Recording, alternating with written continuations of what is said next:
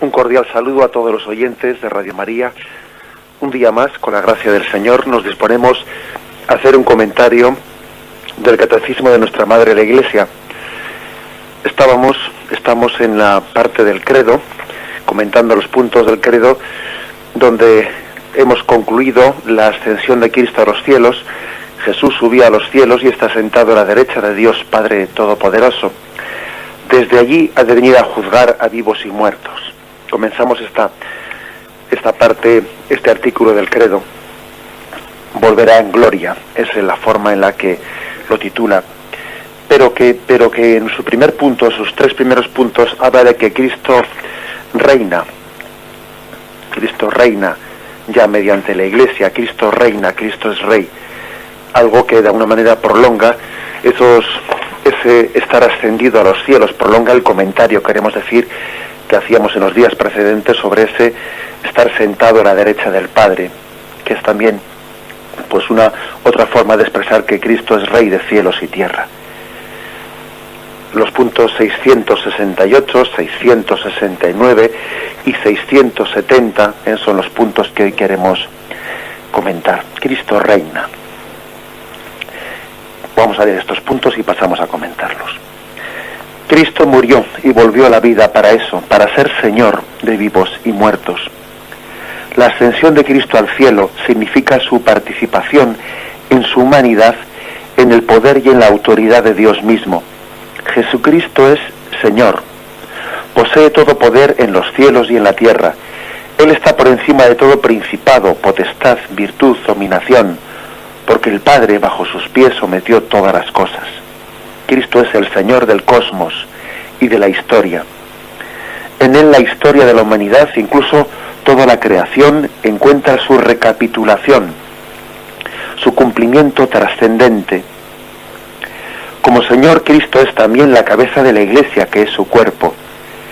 Elevado al cielo y glorificado, habiendo cumplido así su misión, permanece en la tierra, en su Iglesia. La redención es la fuente de la autoridad que Cristo, en virtud del Espíritu Santo, ejerce sobre la Iglesia. La Iglesia o el reino de Cristo, presente ya en misterio, constituye el germen y el comienzo de este reino en la tierra. Desde la ascensión, el designio de Dios ha entrado en su consumación. Estamos ya en la última hora. El final de la historia ha llegado ya a nosotros y la renovación del mundo está ya decidida de manera irrevocable, incluso de alguna manera real, está ya por anticipado en este mundo. La Iglesia, en efecto, ya en la tierra, se caracteriza por una verdadera santidad, aunque todavía imperfecta. El reino de Cristo manifiesta ya su presencia por los signos milagrosos que acompañan su anuncio por la Iglesia. Bien, vamos a hacer un comentario de estos puntos que podríamos titular sencillamente Cristo reina. Cristo reina, Cristo es el Señor. Estamos hablando de un título bíblico que sería importante que lo explicásemos en profundidad, ¿no? ¿Qué significa que Cristo es el Señor? Para nosotros el término Señor, bueno, pues es el masculino de señora, ¿eh? Entonces, pues es un término bastante intrascendente, que en nuestro lenguaje común no tiene contenido teológico ninguno. He visto a un señor. Bueno, pues la palabra he visto a un señor es lo mismo que si hubiese dicho he visto a un hombre, he visto a una persona. Entonces, verdaderamente podemos cometer un error si leemos la palabra Señor en el contexto bíblico, pues desde esa intrascendencia en la que nosotros estamos acostumbrados a utilizar la palabra Señor. Sin embargo, cuando nosotros nos acercamos a la Sagrada Escritura, el término Señor tiene otro alcance. Es más, uno va a un escaparate de una librería religiosa y en el escaparate, por ejemplo, encuentra pues un libro de cristología que tiene como título, recientemente he visto yo uno recién publicado, que pone como título Señor y Cristo. Bueno, evidentemente ahí la palabra Señor tiene otra trascendencia. Decir a Jesús Señor y Cristo es que ese término Señor es un título, es decir, proclama el ser, proclama el ser, no es una palabra pues utilizada en el término nuestro, que el intrascendente, ¿no? Como como masculino de señora o sinónimo de persona humana, ¿eh? No, tiene otra trascendencia que es la que queremos un poco pues profundizar. En la liturgia la Iglesia dirige toda oración a Dios Padre por Jesucristo nuestro Señor. El título Señor fue atribuido a Jesús desde los principios, según el testimonio de Pablo, que recuerda el símbolo primitivo de la fe cristiana. Jesús es Señor. Y lo dice en Romanos 10:9. Es un título que nosotros incluso cantamos en nuestra liturgia. Jesucristo es Señor, para gloria de Dios Padre. Este nombre expresa, pues, el misterio de Cristo, Hijo del Hombre, Hijo de Dios. En el Antiguo Testamento ya se mostraba que Señor, que tiene también otras traducciones, como Adonai, en hebreo, ¿no? Adonai, y luego en griego pasó a ser Kyrios. De ahí viene lo del Kyrie eleison, que nos sonará pues de cómo las invocaciones de Señor ten piedad, pues traducidas o dichas en griegos es lo de Kyrie eleison, que aunque no entendamos griego, pues más o menos nos suena un poco de la liturgia. La palabra Kyrios es la traducción en griego de lo que en el Antiguo Testamento en hebreo se decía Adonai. Bien, Adonai en hebreo, Kyrios en griego, nosotros lo decimos Señor. Es no solo un título regio, que lo era un título regio, sino que llegó a ser un nombre divino, El señorío de Yahvé no se limita al pueblo que la ha escogido y cuyo rey es Yahvé, ¿no? Sino que Yahvé es el Señor de los señores, porque es el Dios de los dioses, así lo llega a representar. Por ejemplo, tenemos en Deuteronomio 10:17, dice: porque Yahvé vuestro Dios es el Dios de los dioses y el Señor de los señores, el Dios grande, poderoso y temible, que no hace acepción de personas ni admite sobornos. Bien, es decir, aquí hay una manifestación muy clara de ese señorío de Yahvé. Yahvé es Señor de dioses, Dios de dioses. Por ejemplo, fijaros en la primer libro de Samuel, capítulo 12, versículo 12.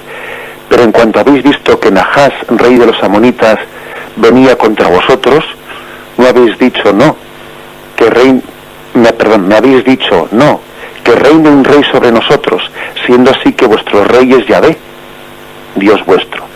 Aquí tenéis ahora al rey que os habéis elegido. Yahvé ha establecido un rey sobre vosotros.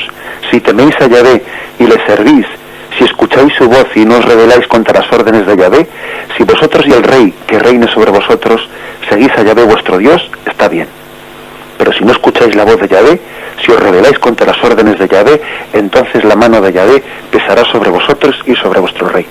Y es que es curioso, en el Antiguo Testamento existió todo un proceso de un tira y una afloja entre el pueblo de Israel y entre Yahvé. Yahvé se resistía, los profetas no querían que Israel tuviese un rey humano. Sin embargo, los israelitas, como veían que sus oponentes, que los pueblos que les rodeaban tenían reyes, ellos también querían tener un rey, porque veían que era la forma de organizarse y les parecía que así, teniendo un rey, pues ellos también podrían hacer frente a los reyes que les rodeaban.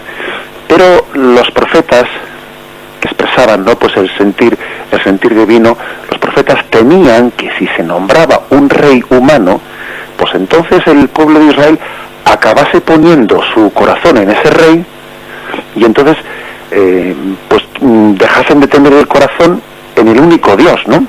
Que esa especie de confianza en el señorío de Dios la traspasasen al rey humano. Y Yahvé se resiste a proclamar ese rey. Finalmente, sin embargo, después de haberse resistido, finalmente Dios, Yahvé, a través de los profetas, cede bien. Aquí tenéis este rey, ¿de acuerdo? Porque cuando el pueblo pedía, danos un rey, ¿no?, en ese texto de 1 Samuel 12:12, se ve esto con claridad. Bien, aquí tenéis a este rey, pero tened en cuenta que si vosotros y ese rey mismo teme a Yahvé y respeta la ley de Dios, yo os bendeciré.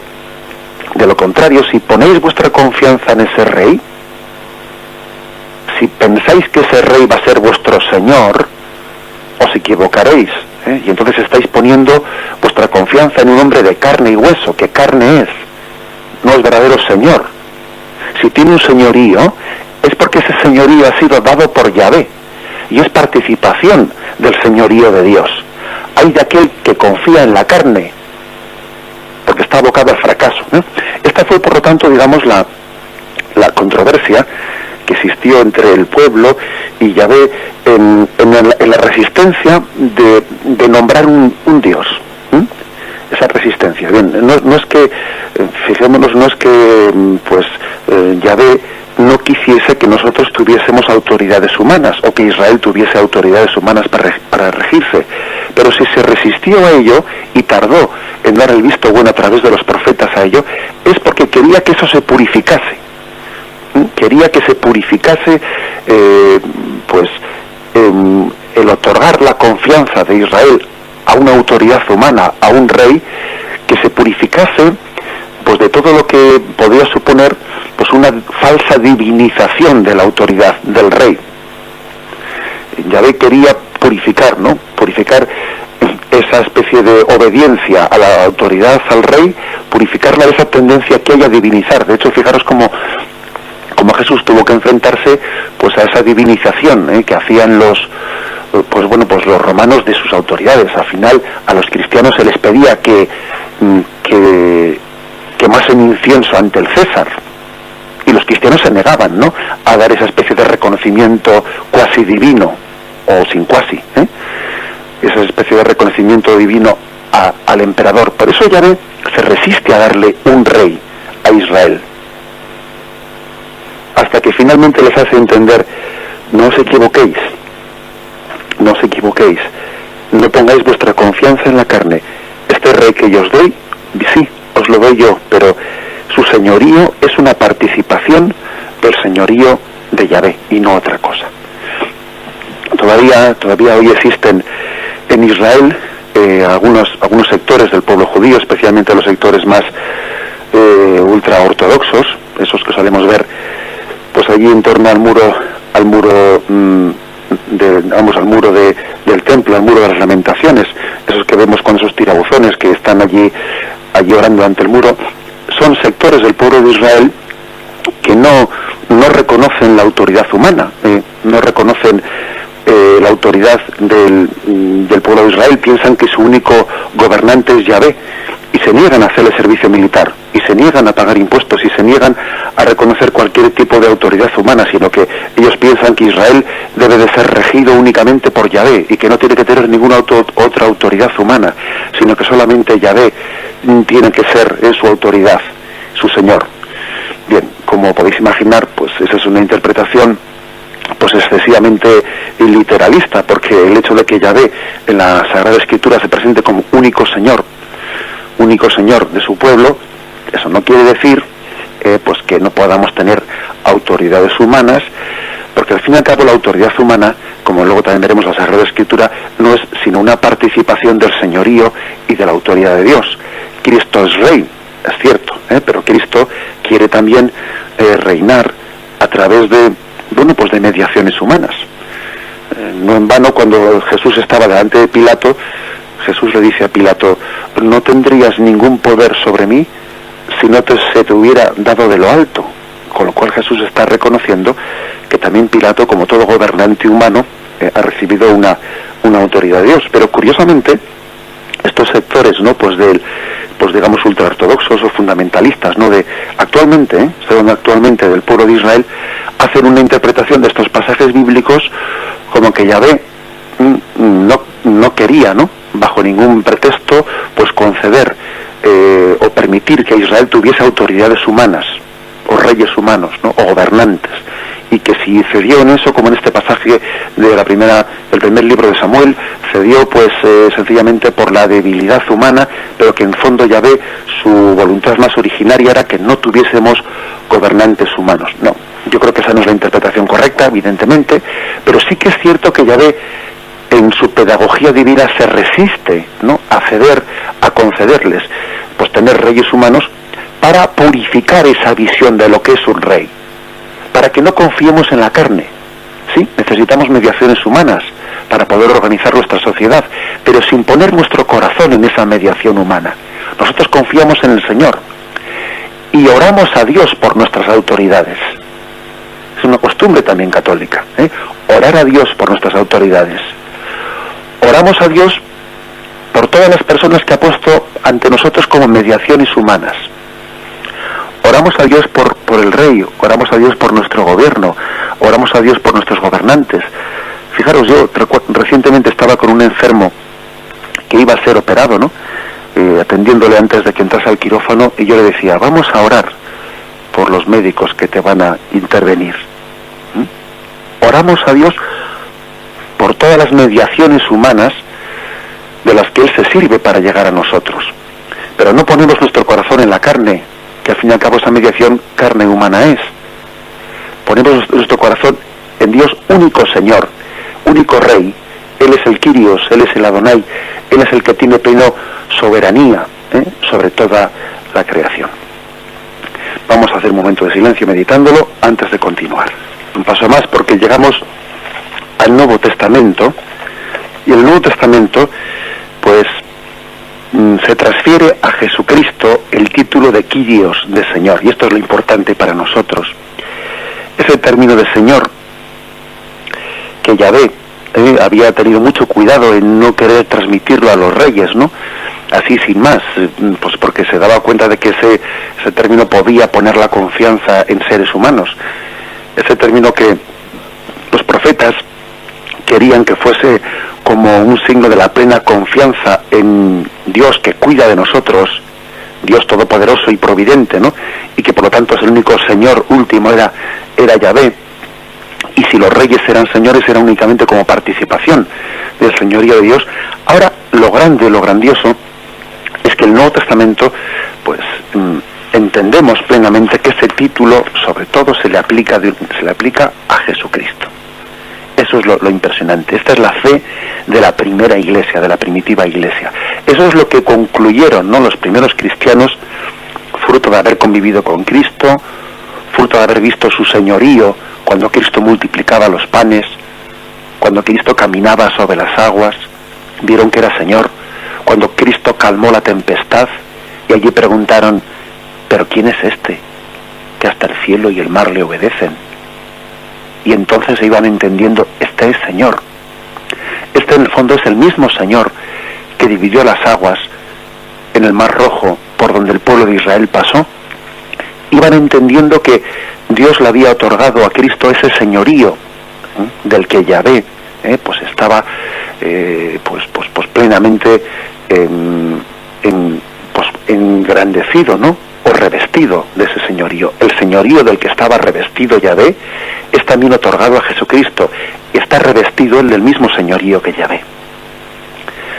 Hubo un texto que fue muy clave para que los primeros cristianos apropiasen esto a Jesucristo y debatiesen con el mundo judío. Nos referimos al Salmo 110.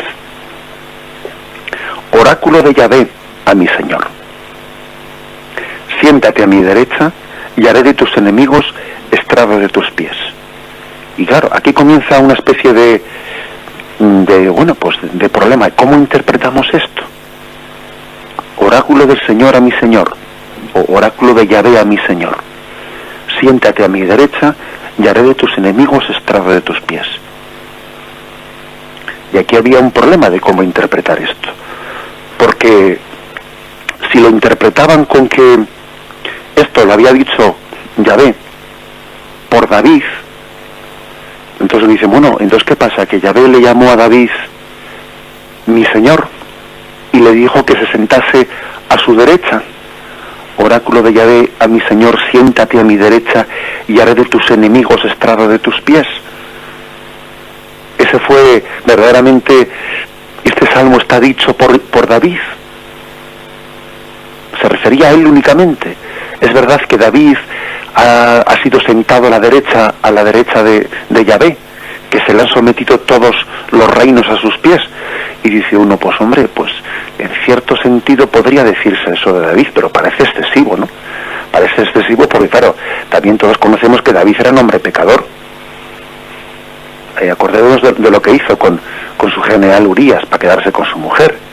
Y aparte que, bueno, David tuvo sus victorias, pero realmente, finalmente su reino ha terminado, ¿no? Su reino finalmente fue vencido. Ahora mismo el reino de David, pues no perdura, ¿eh? Y los cristianos sabían que finalmente Roma había acabado había sometido, al reino de David. Y entonces, verdaderamente, ¿por quién estaba dicho ese salmo?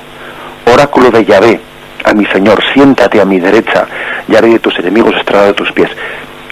Y la primera iglesia cristiana, la primitiva iglesia, pues utiliza este texto frente a los judíos que no habían reconocido todavía en Jesucristo el Señor, para decir, ese texto no podía referirse a David sino en parte, pero el verdadero cumplidor de este texto era Jesucristo. Acordaros, por ejemplo, en el Evangelio de San Mateo 22:43, cómo están en esta controversia, ¿no? Jesús, de cómo interpretar ese texto. Y dice Mateo 22:43 y siguientes: estando reunidos los fariseos, les propuso Jesús esta cuestión: ¿qué pensáis acerca del Cristo? ¿De quién es hijo el Cristo? Dícenle, de David. O sea, el Mesías era hijo de David, dicen, ¿no? Díceles Jesús: pues ¿cómo David, movido por el Espíritu, le llama Señor cuando dice, dijo el Señor a mi Señor, siéntate a mi derecha hasta que ponga a tus enemigos estrado de tus pies? Si pues David le llama Señor, ¿cómo puede ser hijo suyo? Nadie era capaz de contestarle nada, y desde ese día ninguno se atrevió a hacerle más preguntas. Es decir, Jesús está teniendo como una controversia está de alguna manera haciéndoles pensar, a los judíos que le rodean, de que ese texto, oráculo del Señor a mi Señor, siéntate a mi derecha y haré de tus enemigos estrado de tus pies, en última instancia solo puede haber sido dicho en plenitud por Jesucristo, por el Mesías, a quien el Padre va a sentar a su derecha en el cielo como Cristo Rey, como Cristo ascendido a los cielos, dándole plena gloria, y hará de todos los enemigos estrado de sus pies, porque en David esa promesa no ha sido cumplida, no podía ser cumplida en David. Bien, pues esto lo vemos en otros pasajes también del Nuevo Testamento, por ejemplo en Lucas 1:43, y exclamando con gran voz dijo: bendita tú entre las mujeres y bendito el fruto de tu seno. ¿De dónde a mí que la madre de mi Señor venga a mí? Isabel proclama pues que se siente indigna, ¿no?, de que la madre de su Señor venga a ella. Ya en Lucas 2:11, con motivo del nacimiento del Señor en Belén, pues los ángeles proclaman: os ha nacido hoy en la ciudad de David un Salvador, que es Cristo Señor. Por lo tanto, en los pastores de Belén, los ángeles y Isabel, ya en los primeros capítulos de los evangelios, son capaces de percibir en ese que está naciendo el Señor, esperado de las naciones. La iglesia naciente, apoyada en este mismo salmo, el Salmo 110 que hemos dicho, proclama en su predicación el señorío de Cristo. El señorío de Cristo actualizado por su resurrección. Dice, por ejemplo, el capítulo 2 de los Hechos, versículo 34. Pues David no subió a los cielos y sin embargo dijo el Señor a mi Señor, siéntate a mi derecha hasta que ponga a tus enemigos por escabel de sus pies. Sepa pues con certeza toda la casa de Israel que Dios ha constituido Señor y Cristo a este Jesús, a quien vosotros habéis crucificado. Es decir, vuelven de nuevo al mismo texto, ¿no? Y dicen, bueno, David no ha resucitado, David está muerto. Es decir, todavía ellos sabían que David estaba en el Seol, estaba en ese lugar de los muertos del Antiguo Testamento. Por lo tanto, no se podía referir a David ese texto de siéntate a mi derecha y haré de tus enemigos estrado de tus pies. está referido a Cristo, por lo tanto, siguen con esa controversia, con esa interpretación de ese texto. En su oración, la Iglesia primitiva conserva largo tiempo la invocación Maránata, ven Señor Jesús. Esa fue una invocación que durante mucho tiempo, pues casi era el saludo, ¿no? El saludo de la Iglesia primitiva, ven Señor Jesús. 1 Corintios 16, 22. Os saludan todos los hermanos, saludaos los unos a otros con el beso santo. El saludo va de mi mano, Pablo. El que no quiera al Señor sea anatema. Maránata, que la gracia del Señor sea con vosotros. O Apocalipsis 22, 20. Sí, yo vengo pronto, amén. Ven, Señor Jesús. Como vemos, era para ellos casi un saludo, el saludo del Maránata, ven, Señor. Están proclamando el señorío de Jesucristo. Es pues una insistencia una y otra vez, ¿no? Pues en este término tan central para ellos. Jesús merece el título supremo de Maránata y de Kyrios, Señor, en cuanto Mesías entronizado en el cielo. Entronizado en el cielo, que inaugura su reinado por el don del Espíritu Santo. Hechos 2:33, y exaltado por la diestra de Dios, ha recibido del Padre el Espíritu Santo prometido y derramado, lo que vosotros veis y oís. Pues David no sube a los cielos, y sin embargo dijo el Señor a mi Señor, siéntate a mi derecha. Sepa pues con certeza toda la casa de Israel que Dios ha constituido Señor y Cristo a este Jesús a quien vosotros habéis crucificado. Este era un término, esta era una proclamación, una predicación por parte de los apóstoles verdaderamente que resultaría escandalosa, porque fijaros lo que sería decir, a este que vosotros habéis crucificado, a este que vosotros habéis despreciado, Dios le ha constituido Señor y Cristo, es decir, le ha dado toda la plena autoridad, le ha hecho partícipe del señorío de Yahvé. Algo más fuerte, pues parece que no puede decirse. Incluso fijaros que ya en el colmo de la proclamación de ese señorío, pues tenemos el texto de Filipenses 2:10, para que al nombre de Jesús toda rodilla se doble en el cielo y en la tierra. Hay, por lo tanto, una proclamación de que ese señorío es el único digno de que doblemos nuestra rodilla ante él. Los demás señoríos no son dignos de que el hombre doble su rodilla ante ellos. Si doblamos nuestra rodilla ante hombres, por mucho que sean hombres importantes, por mucho que tengan poder, por mucho que cumplen o estén ocupando cargos importantes, si nosotros doblamos nuestra rodilla ante esos hombres importantes, hombres ricos, hombres poderosos, les estamos idolatrando,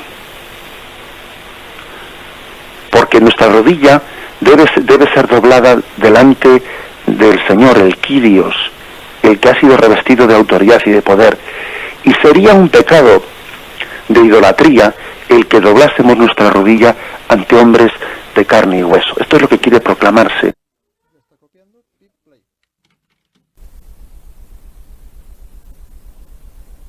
al emperador. Y habría que hacer una reflexión nuestra, ¿no? Y una aplicación espiritual. ¿Cuántas veces nosotros doblamos la rodilla, ¿no? En el sentido espiritual de la palabra, ante las autoridades humanas, ante las potestades humanas, ante la fama, ante el poder, ante el dinero? ¿Cuántas veces el hombre dobla su rodilla en el sentido que reconoce un señorío, somete su conciencia, somete sus valores, traiciona el evangelio, ¿no? ante esos falsos dioses? Por eso tiene plena actualidad la proclamación de que solo Dios es Señor, solo Jesús es el Kyrios, es el Señor, y solo Él nos libera cuando le adoramos como el Señor. Quiero decir con esto que si nosotros doblamos nuestra rodilla ante hombres de carne y hueso, entonces nosotros nos esclavizamos. Nos hacemos esclavos de hombres de carne y hueso. Pero si nosotros doblamos nuestra rodilla ante el que es el Dios trascendente que está en el cielo sentado a la derecha del Padre, entonces no nos esclavizamos, sino que nos liberamos. Esclavitud es doblar la rodilla ante seres de carne y hueso. Esclavitud es doblar nuestra rodilla y someternos a quien es de carne y hueso como nosotros. Pero liberación interior es doblar nuestra rodilla ante el Dios trascendente, Señor de cielos y tierra. No tenemos más que un Señor, no tenemos más que un Creador, un Padre, Cristo Señor, ante el cual, como dice Filipenses 2:10, se doble toda rodilla en los cielos, en la tierra y en el abismo.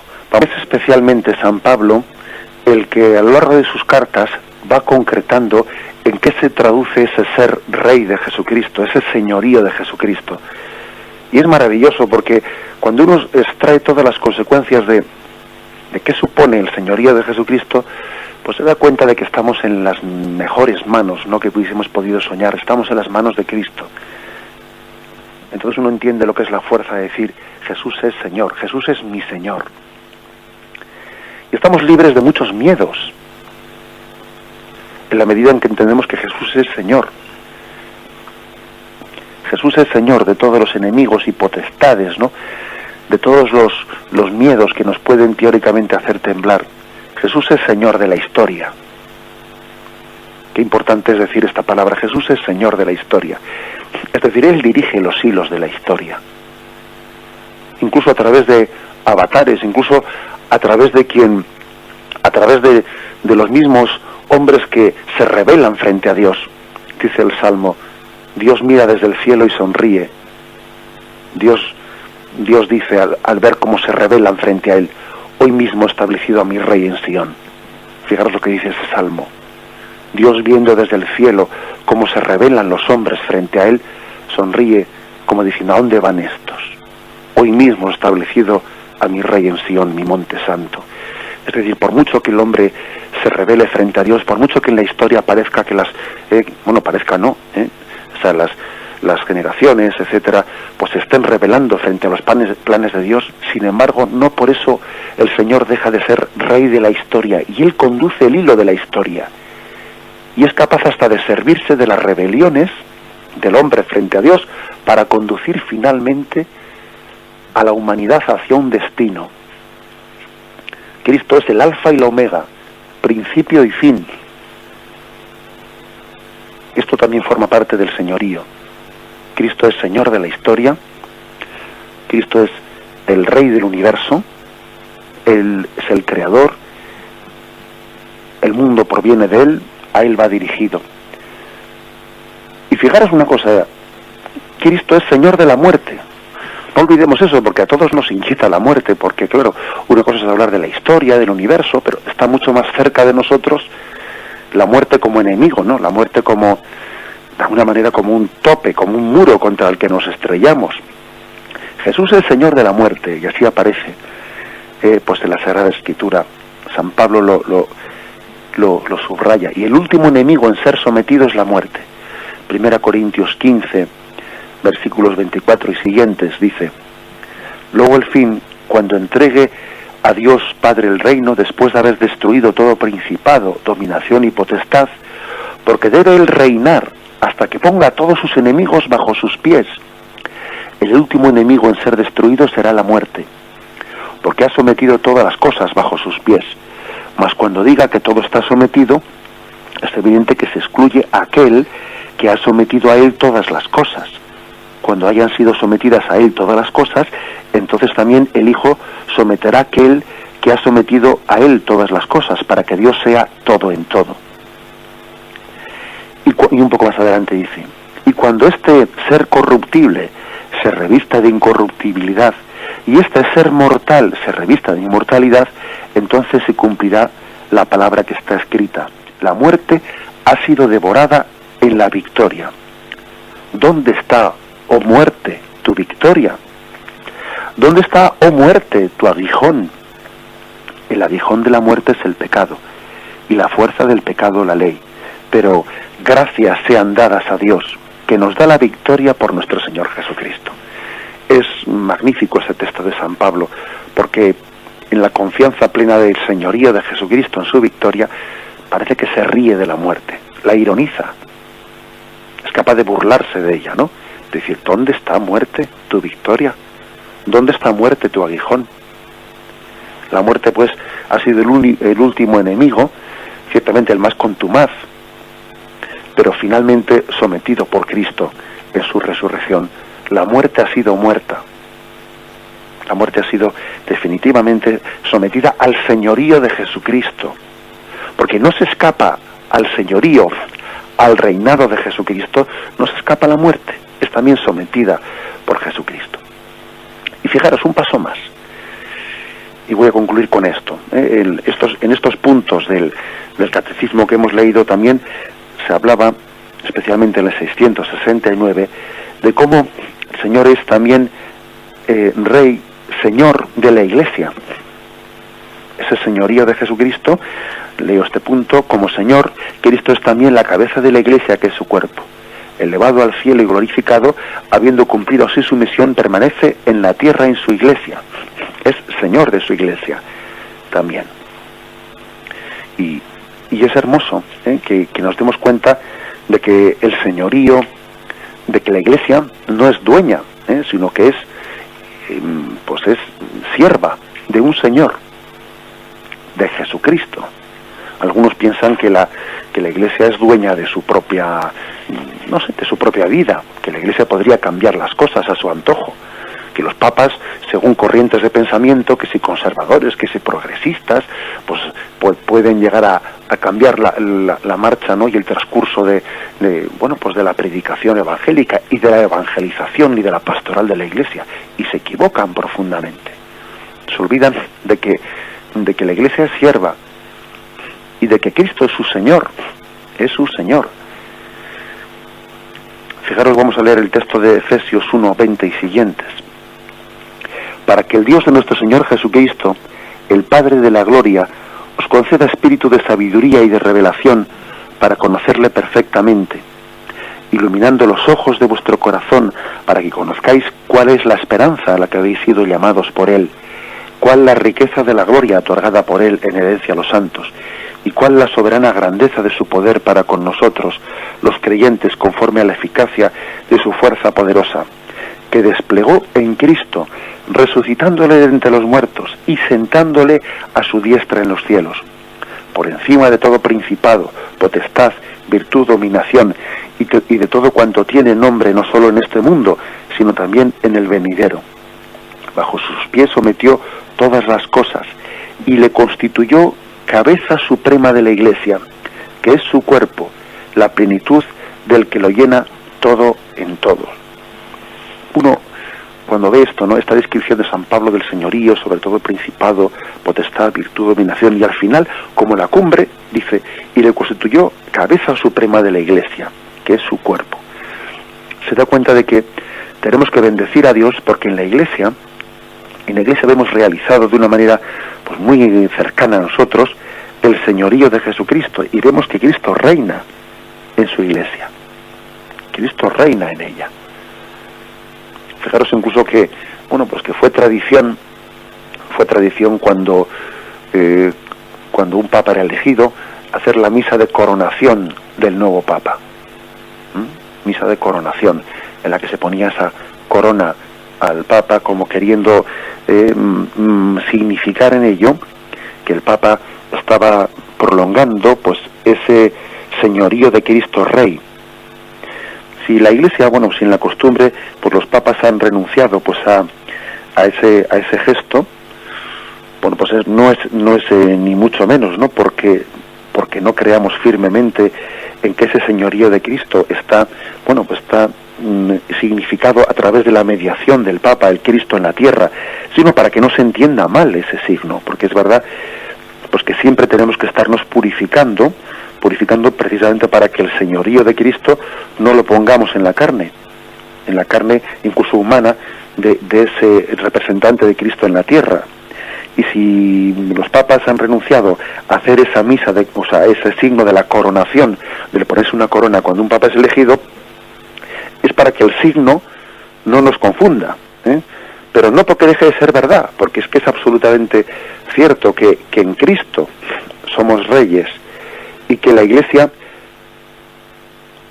y que Cristo, mejor dicho, reina a través de la Iglesia en nosotros, y que la Iglesia es de una forma visible el reinado de Cristo en medio de este mundo. Bien, incluso cuando un sacerdote, ¿no?, pues preside la Eucaristía y se sienta en la sede, esa especie de de sillón, sí, fabricado de una manera, pues podríamos decir que evoca un poco la realeza, pues una especie de sillón noble con el que se preside la Eucaristía, está significando también el reinado de Cristo en medio de la comunidad. Y el sacerdote, al sentarse en esa sede, en ese sillón que preside la asamblea eucarística, sabe que está participando de la realeza de Cristo, del señorío de Cristo. Y sin embargo, se tienen que purificar continuamente de no atribuirse a sí mismo, que es de carne y sangre, esa realeza, sino ser únicamente signo de la realeza de Cristo, que está por encima de todo. Es decir, Cristo nos hace partícipes de su señorío, pero llamándonos siempre la atención para que no nos atribuyamos eso, para que no atribuyamos a la carne y a la sangre ese señorío, sino que seamos meros signos del señorío de Cristo, que está en los cielos y desde el cielo reina sobre todos nosotros.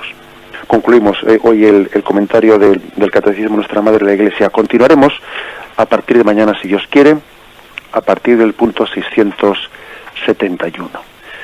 Alabado sea Jesucristo.